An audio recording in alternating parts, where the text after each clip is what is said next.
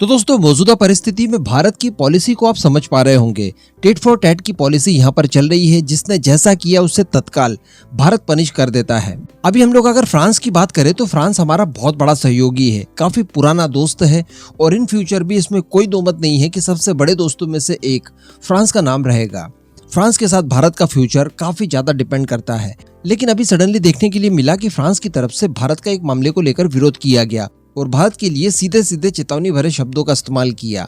और देखिए इत्तेफाक ऐसा कुछ हुआ कि फ्रांस को इसकी तत्काल सजा मिलने जा रही है। देखिए हम सभी जानते हैं कि भारत इस बार G20 की अध्यक्षता कर रहा है और ये मौका और ये प्रोग्राम भारत के लिए काफी ज्यादा बड़ा होगा। लेकिन यहाँ पर फ्रांस की तरफ से एक चेतावनी दी गई थी और कहा गया था कि हम इस G20 के प्रोग्राम को लगभग बेकार देंगे, क्योंकि प्रोग्राम के बाद जो प्रेस रिलीज जारी की जाएगी, जो विज्ञप्ति जारी की जाएगी, उसके अंदर हम लोग तब तक हस्ताक्षर नहीं करेंगे जब तक इसमें सर्वसहमति से रशिया को कंडेम न किया जाए यूक्रेन युद्ध को लेकर।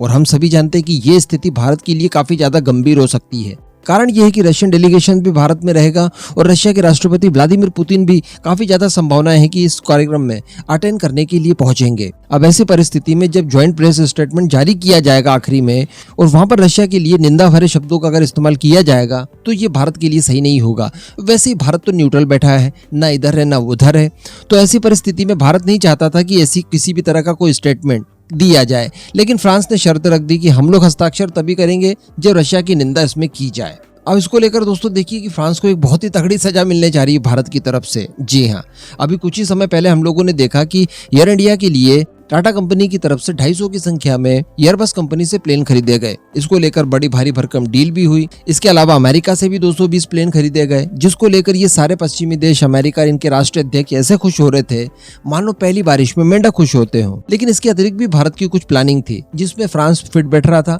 लेकिन अब बताया जा रहा है कि फ्रांस इस कंपटीशन से बिल्कुल बाहर हो जाएगा।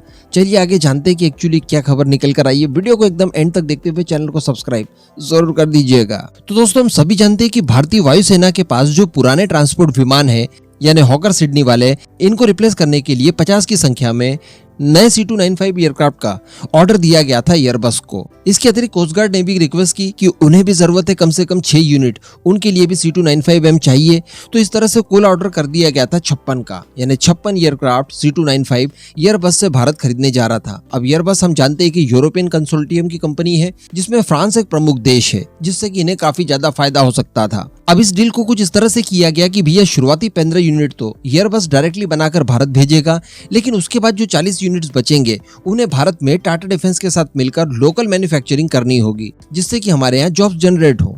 अब इसके लिए एयरबस वगैरह की तरफ से हाँ कर दिया गया और ये डील फाइनल हो चुकी है। इसके अतिरिक्त मैं आपको बता दूं दोस्तों कि इंडियन एयरफोर्स के लिए 80 की संख्या में और नए ट्रांसपोर्ट विमान जो कि मीडियम कैटेगरी के होंगे, उन्हें खरीदने के लिए एक टेंडर जारी किया गया है, जिसे MTA नाम दिया गया है, मीडियम ट्रांसपोर्ट एयरक्राफ्ट। अब इस टेंडर को लेकर भी एयरबस को काफी ज्यादा संभावनाएं दिखाई दे रही थी। उन्हें ये लग रहा था कि इस टेंडर के लिए भी C295 को इंडिया चयन कर लेगा और जिससे हमारा जो पुराना टेंडर है वो काफी ज्यादा बड़ा हो जाएगा, डील काफी बड़ी हो जाएगी। और 40 जो हम लोग मैन्युफैक्चर ऑलरेडी कर रहे हैं इंडिया के अंदर टाटा के साथ मिलकर, इसके बाद अगर नए का ऑर्डर मिल जाता है तो ये 80 नए एयरक्राफ्ट और निर्माण करेंगे, जिससे इन कंपनीज को होगा बहुत सारा फायदा। क्योंकि ट्रांसपोर्ट विमान अगर आप 80 की संख्या में खरीद रहे हैं तो ये बहुत बड़ी डील मानी जा सकती है।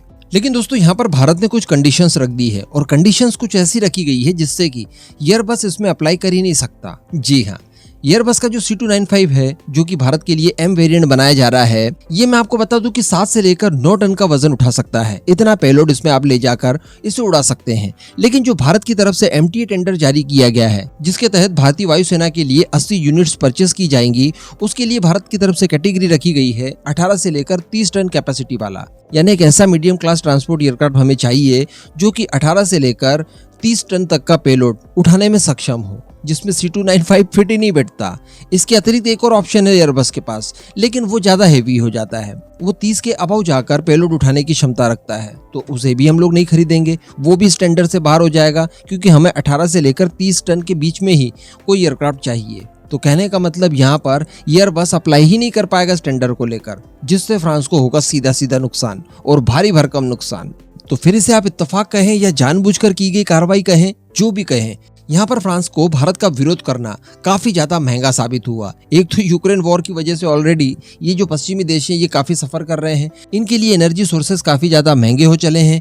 दूसरी बात, यूक्रेन को सहयोग करने के लिए कई सारे हथियार और बहुत सारा पैसा इन्हें पानी की तरह बहाना पड़ रहा है। तो ये सारे नुकसानों के बाद एक नया नुकसान निकलकर सामने आ गया फ्रांस के लिए और पूरे यूरोपियन देशों के लिए ये काफी ज्यादा घातक साबित हो सकता है। अब खैर देखने वाली बात यहाँ पर रहेगी कि इसको लेकर क्या कोई बीच का समाधान निकलता है या फिर एयरबस को इस टेंडर में पार्टिसिपेशन करने ही नहीं दिया जाएगा भारत की तरफ से।